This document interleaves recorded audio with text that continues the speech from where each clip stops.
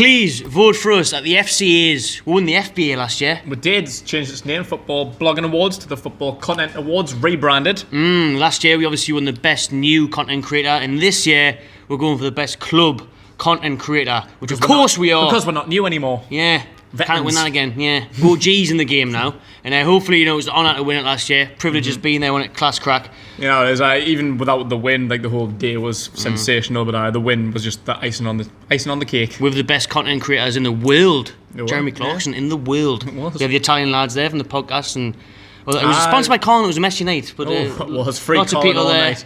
What a night. Please get us back there this year. It's at Spurs' new stadium. We'd love to bring a trophy back to the Toon. Again. You can vote away. We'll put things on the screen now. How-to guides. Instagram, tag us in this photo. And then the link is in the description of the FCA's website. And on Twitter as well, the little tagline, which we'll show you as well. So please take 2 seconds out of your day. Vote for us. Be mucho appreciato. Yeah. Please make sure you vote for us, and thank you very much. It's much appreciated. Welcome to the Keg and Renty show. We're back. It's been a while. I think it's the first one this year. It is, aye. Maybe the last one as well. It might be, aye. We're all going to die. We're in quarantine, man. We're in the bunker here. Last pint on earth. But no, you haven't even got one. Faggot. That's my last drink on earth. Fucking hell. Right. It's ended. I wish I wasn't born. Shit. Well, we're here. We'll put one of these out because Big Boris is going to lock down the country any day now. We might not see each other for a couple of weeks, mate. We might not be able to leave the house. There's absolutely nobody outside. It's fucking mad, isn't it? It took us about 10 minutes to get here. It's like, fucking hell. It's already quarantined. It's mad. Yeah, crazy stuff. The world's going crazy. But we here to answer your questions, so let's get into it. From the top. On the topic of quarantine and that, Shea Gallagher, do you think the Premier League 2019-20 will just be scrapped or no? Well, they came out today. Yeah, no. No. They're going to do everything they can to possibly continue it. It's been, was it 30th of April now? Yeah, it's been moved from the 4th of April to the 30th of April, so it's another month, but they are going to do anything they can to make sure that it goes ahead. They're not planning on scrapping it. Good, I don't think it should be. Tell you, man, sunny days at St James's in June and July. And that's what it's going to be. Apparently, there's usually a deadline that the Premier League has to be done by the 1st of June, which we're getting an extension for. Obviously, the Euros has been scrapped, so we can get that done. So if they get started, whether it's May or June, get them done. There's only 9 games left. It shouldn't really take too long. What we'd decide to do with the FA Cup and the Champions League, and that's a different story. But with the Premier League, it will go ahead. 9 games left. They'll get done. When they get done, we don't know. We just need to hold tight. Potentially play behind closed doors as well, isn't it? Likely. It's hard to say what the crack's going to be in 6 weeks' time. Yeah. No one knows. No one knows how bad or Did you see good that thing yesterday where they said they were going to play them all behind closed doors in a neutral venue? In Birmingham, so the fans just didn't turn up behind it. How you about that wicked hotel? In the Midlands. Birmingham? What's the point? It's fucking behind closed doors. Can you? Yeah, get ahead, didn't you? Definitely not going to get in there if I can't even get to see the match. Fuck that. Nah, mad. Shithole. But that's an option. They want to maybe play the rest of the games behind closed doors in neutral venues, so everyone's in one space at once, so we're not spread around the country. So fans can't turn up outside the stadium like the PSG fans did. Yeah, but it should all be televised for free, so that's maybe a good thing. Positive. Well, you know what it is? I said that to me a couple weeks ago. I'd be raging. Yeah. But now you'd take it because it's better than nothing. Definitely. As long as it's getting streamed, as long as we can actually do something and see the game, it's better than being scrapped altogether. Definitely. Better than just sitting in the house watching absolutely fuck all. No sports available at all. It's a shit show. But my question is, if it's all going to be games in the Midlands and we're all playing at neutral grounds, does that mean will the likes of Villa and Wolves get to play at their home grounds? Nah, surely not. I was going to say, because if that's a crack, that's unfair as fuck. Nah. If everyone else is playing at neutral grounds, surely they're going to have to play at other stadiums. They definitely have to go elsewhere. If that's a crack, that's a bit of a shit show. Then it's not a good idea at all. I don't really get why the Midlands, because I'm sure that's one of the most places with the virus, isn't it? It's one of the most confirmed places. Well, London's by far the worst, as you'd imagine, The Midlands isn't great either. Up yours, probably the best at the minute, there isn't many cases. It's Yorkshire downwards. Yeah. So get them playing. The north you are, the safer you are. Get in. Hopefully. Well, but obviously the Euros has been confirmed to be postponed as well. So hopefully the Premier League will continue and games will be played over May, June, and July. Something like that, around those months. Summer Premier Leagues. Sexual.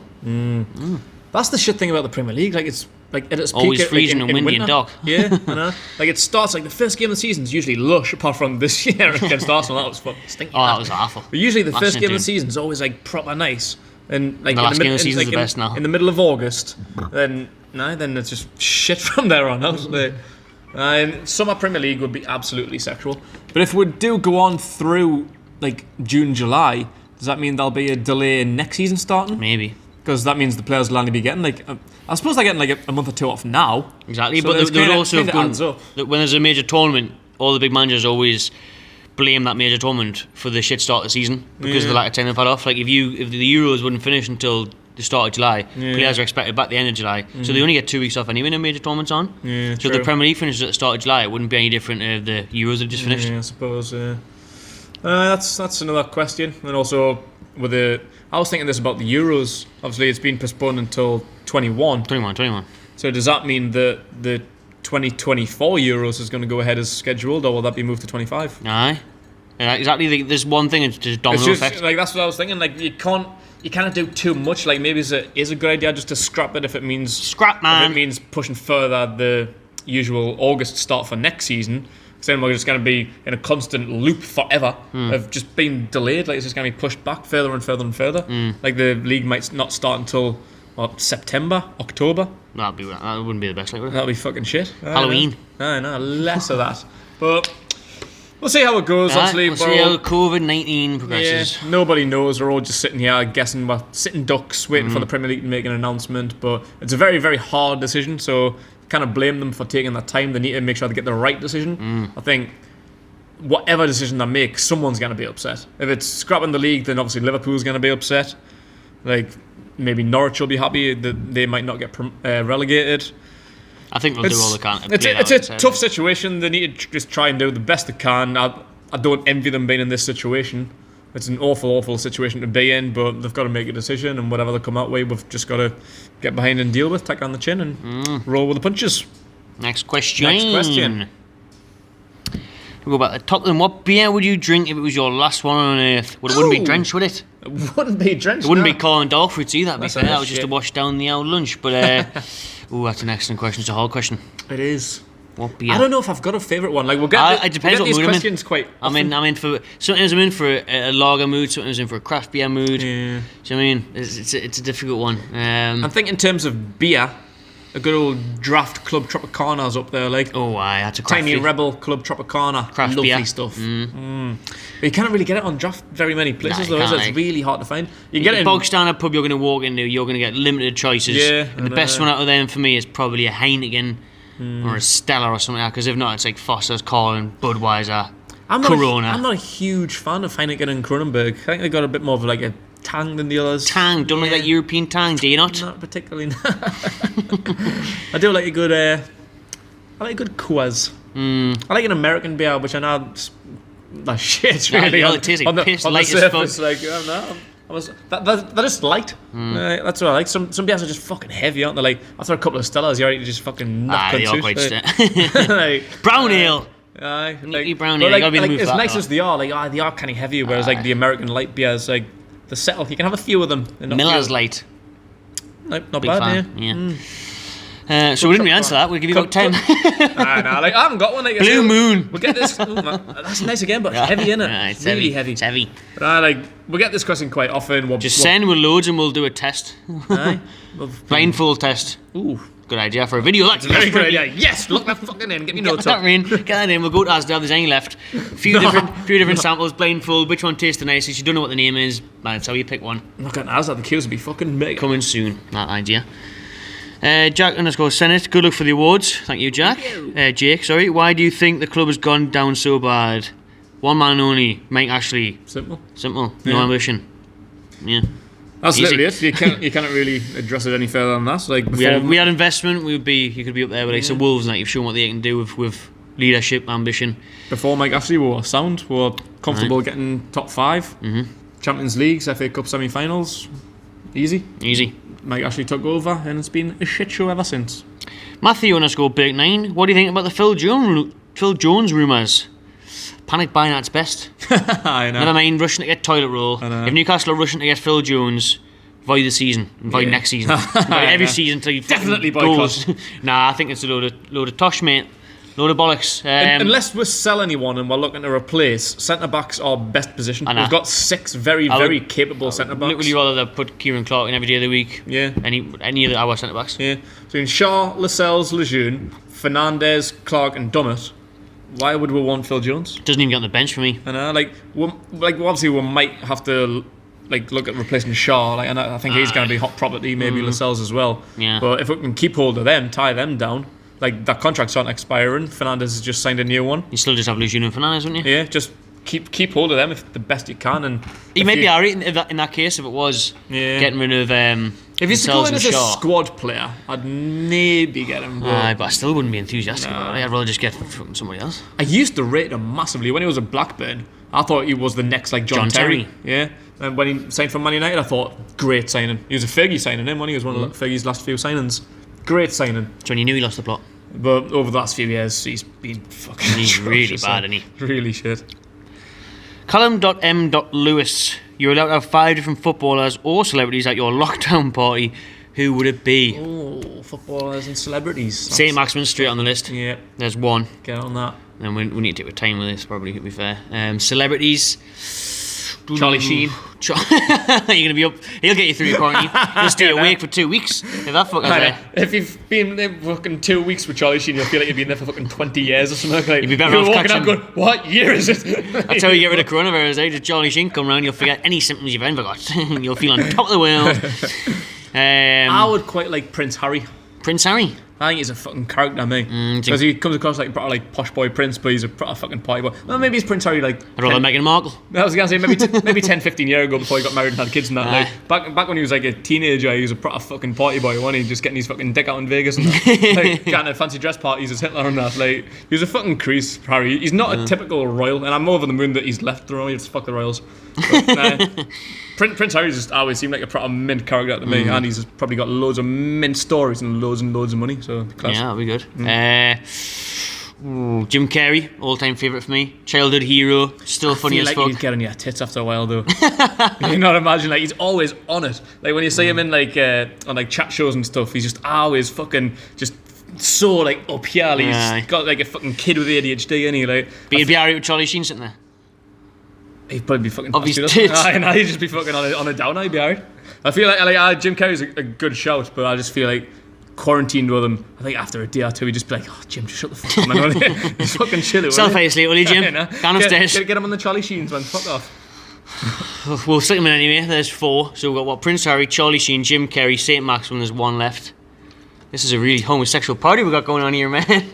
Good point. Good point. Right, Beard. Mia Khalifa. Done. There we are. Mia Khalifa joins the party. Oh, that's gonna be a party, you know. Yeah. Turn up. Jack_McGovern02. Williams or Rose. Miggy or Iose. Williams over Rose any day of the week for me. Hard to judge after obviously Rose hasn't been here long, I would say that. But Williams in a black and white shirt compared to Rose in a black and white shirt, but maybe Rose of 2 or 3 years ago, you'd have Danny Rose, but at the minute, not really seeing the best out of Rose. Obviously, like you say, a few years ago, he was one of the best left backs in the Premier League. Now, he's staying alright. I think since we've changed the formation, he was just picking up form. I think this break, as always, typical of Newcastle, we're just picking up a bit of momentum before a break that always used to happen, whether it was an international break or an FA Cup break. Obviously, no one would have expected motherfucking quarantine, but it's just fucking typical. We're looking quite good since we changed the formation. And who knows what's going to happen when we come back, because, like I say, typical Newcastle, we can be winning 2-3 games in a row, international break, come back, shit. Lose 5 in a row. Yeah. Hopefully he's staying away from the chip shops. Yeah. He's quarantined. And he's doing a bit of home training like Maximum with his orange kit on. Yeah. Because he needs it. He needs to lose a few pounds. Almiron or Iose is a tough one for me, because Iose was so important at times and scored great goals, but I just prefer to watch Miggy. I think Miggy's a great little baller. I would say Miggy, He's coming into his best now for Newcastle in that central role, chipping in with goals. I'm going Miggy. I'll give Miggy, at times Miggy's been frustrating. At the start of the season, he was very, very frustrating. But with Perez, he would literally have spells, you'd literally just think, Iose Perez is so shit. He's barely a footballer. Until the last 2 months of the season, then you think, oh, he's class. I know, then he's come on and scored a late winner, and you think, oh, that's meant that. Or he'd score a couple of goals in a game, and you just think, oh, maybe I was a bit harsh on him. then he'll be fucking shit again. Like, he's just too inconsistent. Like, I know Miggy took a long time for his consistency to come, but now, like, since Christmas, he's really been doing well. So I think he's just offers more with his pace, particularly in the number 10 role. He's unselfish. He's really creative, yeah. So, Miggy all day for me, like. Kieran Gibson Town, what's your thoughts on the golf being cancelled, Keg? You love the golf, didn't you? You watch it all the time. Aye, Tiger Woods on that last 9 of that. The 9th hole at 9. Shooter McGavin. That's a question for Renty, because frankly, I couldn't give a shit. But will you watch it now that it's not on? And not else to watch? Sky Sports has just shown golf and only golf. I wouldn't. The thing is with me, with golf, I love playing it, and I'm not too fussed about watching it. Like, I'll watch the Masters, I'll watch the 4 majors, but I'm not like me father or something to watch like any tournament, like the Danish Open or something. Like, anyone's playing like fucking, you know what I mean? I just can't understand how like him be watched. Like for me, because like they do like the whole tour, don't they? Like I've never watched it. I'm just thinking like it shows you like different people at different times, and like it's just fucking all out of the shop on like a tour at once. Can't keep up with it. And like for me, I think it'd be more interesting if it was just like a one-on-one. Player cam. Like if it was like Woods versus McIlroy, it was just them two. Do have that sort of format now. Just keep going. Ryder Cups class. It'll be good if the Ryder Cup was on. Like if it was just 2 people head to head, follow that, just get through it as quick as possible. Knee fucking dicking around. Like, I would actually be watching it a lot more. How long does it last? I don't even know. What starts on a normal golf tournament. Start on Thursday, finish on Sunday. Like 1 game. 4 hours. That's alright. Is that how many holes is that? 18.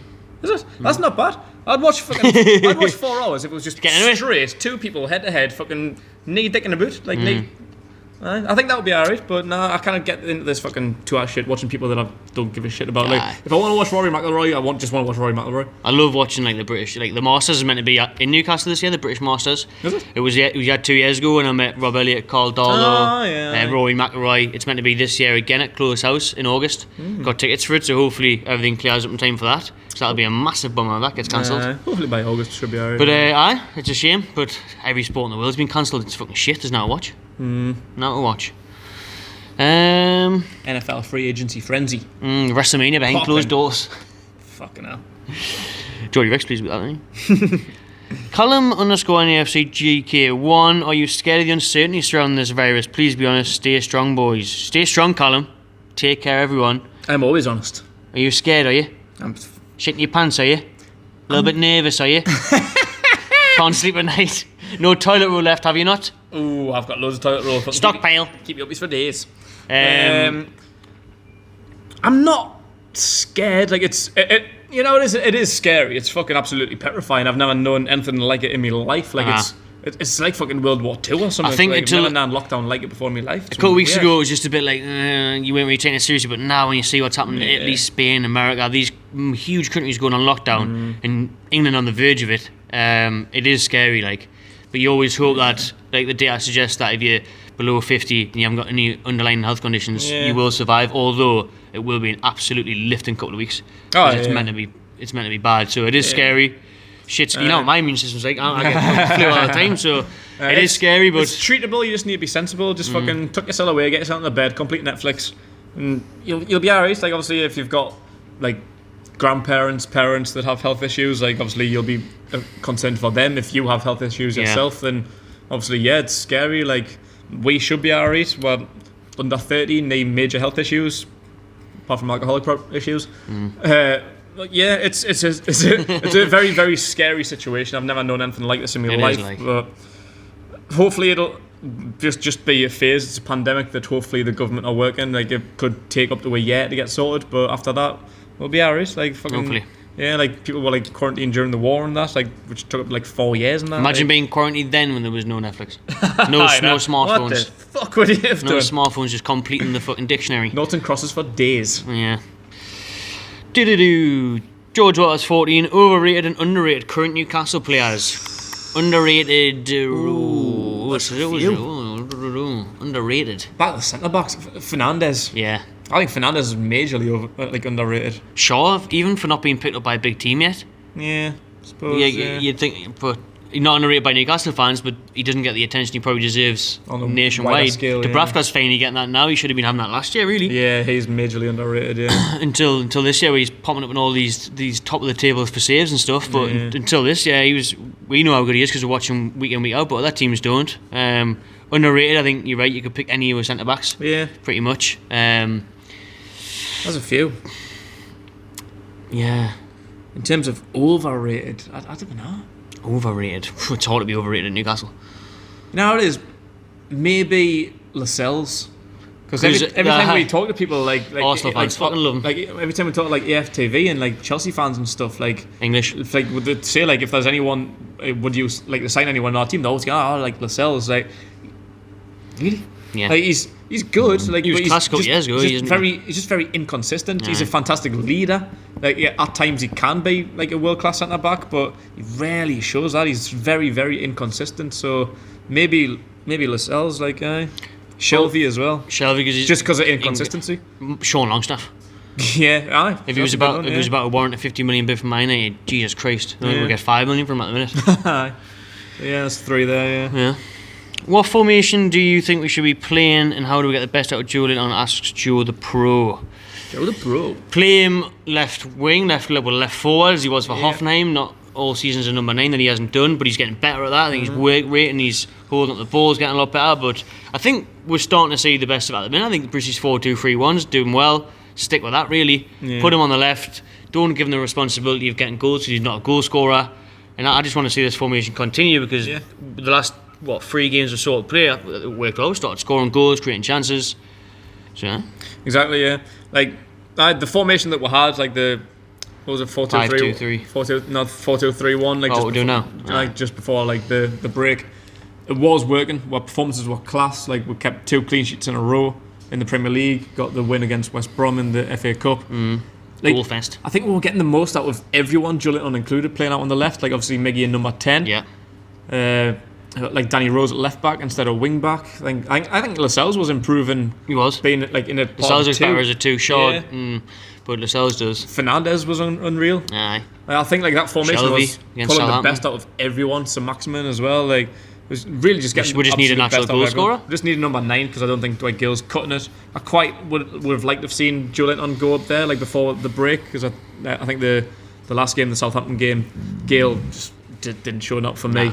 So I quite would have liked to have seen Julian up top with Lazaro in midfield. In like his role, Lazaro, Almiron and Saint-Maximin as the front 3 behind Julian. But Julian's better position is out on the left. Yeah. So yeah, it would make sense keeping him. So yeah, we really just do need to go out in the summer and get a number 9. I heard Brucey say the other day like he's pleased he didn't sign one. Like I didn't need one. He's fucking absolutely tripping. We've really needed him. If we had a number 9, we would be top 6, top 8 now. And that Brucey rates Gale, like he's been saying all season, like he rates Gale. No, maybe he needs to get a match sharpness, but you see the amount of chances he missed at Southampton. Not good enough. No. Well, Newcastle _ United until I die. Who should NUFC sign? We just said there, number 9. Anyone all day long. Yeah. Joseph Martinez for me.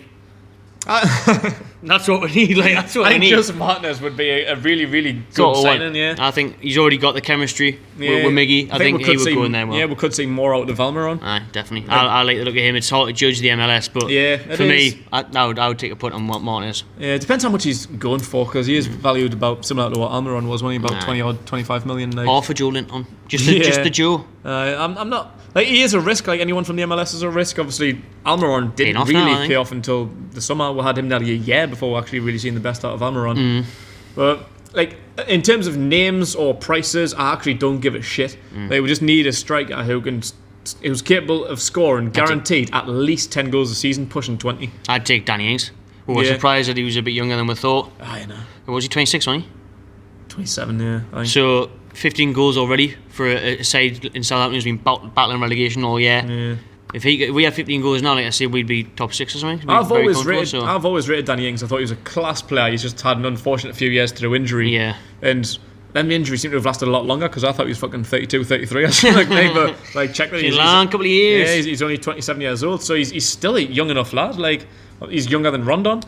Like, we obviously didn't want him to sign Rondon because he was too old. Hit the 30 mark. Still got a couple years, at least 30, so I'd get him. I'd get him. I think 27 years old, just coming off probably the season of his career, 15, 16 goals already. If he can keep that momentum up for the next 5 years, absolutely, I'd fucking win with the Euros next year. Yeah, if he can get 15 goals season in, season out for Newcastle over the next 4 or 5 years, sign him up. On the dotted line. There's a couple of questions left. Fernandez_fans_18. When's the next FIFA video? Well, we've got the competition winner we'll be facing on FIFA. Thanks for everyone that voted for at the FCAs. Make sure you continue to do that. Still can vote for us for the next 2 weeks. So Instagram, he did that for us. So I can't remember what his tag is, but it was on our story. JJ I've got his. Good memory. I've got his details, so I will be in touch. And I'll probably pick up a FIFA career mode or something like that. And other YouTubers have been in contact with us to do some FIFA stuff. I'll probably do that when we're in quarantine, when we're in lockdown. Yeah, we sit in the house, in a week or two. Sit in the house all day long when I can't go to work anymore. FIFA for days. And we're just sitting playing FIFA all day. So don't worry, next week probably. And the last one, _Hugo Hughes. England win the Euros and Newcastle win the FA Cup. It's a good question. Newcastle FA Cup. FA Cup out there, yeah. 100%. It's in the blood. Yeah, I don't really give that much of a shit about England, you know what I mean? See, I'm one of them ones where I really do care about England, but I think England have got a great chance of winning the next major tournament, whenever that may be. But Newcastle, probably not. Although we are obviously in the quarter, so you never know. But all day long in my lifetime, something I kind of take off the bucket list myself that I want to take off. Yeah. Unless I do a Gary Vee and make hundreds of millions and buy Newcastle and do it myself. But it's to see Newcastle lift the trophy. At the end of the day, like, we're Newcastle fans first and foremost. We're coming to St James's. We're putting money in, week out on tickets, merch and all that. Well, not merch anymore. Cause, we come in, week out. Not from here, though. Come to St James's, watch the games, get passionate, support Newcastle. In England, games like the friendlies and the qualifiers and stuff, like, they're fucking boring. Like, qualifiers are boring. They're a hindrance. Nations League. That's why they brought that. They're a hindrance being in between the Premier League seasons. Like I just mentioned, like Newcastle's form every time there's an international break totally fucks us up. It's usually very, very boring. Can't really be asked to say it. Like, it might be a bit more exciting now that we've got people like Jadon Sancho and people like that coming through. But nah. How good are major tournaments though? Because you remember the World Cup in 2018 was unbelievable. If that question was the World Cup, that would be a different question. I care more about the World Cup than the Euros. Oh, definitely, yeah. Like the League Cup, the FA Cup. Obviously, winning the Euros would be amazing. I'm not saying it wouldn't be, but in terms of England, I'd rather see them win the World Cup than the Euros, and I'd definitely rather see Newcastle win absolutely fucking anything. Yeah. So yeah, Newcastle definitely. Cheers for all those questions. We'll probably come back in a couple of weeks if we're allowed at the house. I know. Whenever we can. We'd have to start doing Skype calls. Up to Boris, that one. Subscribe to Magpie Channel TV. Follow on Instagram at the Magpie Channel. And enjoy yourself. Fuck the government. Fuck Boris.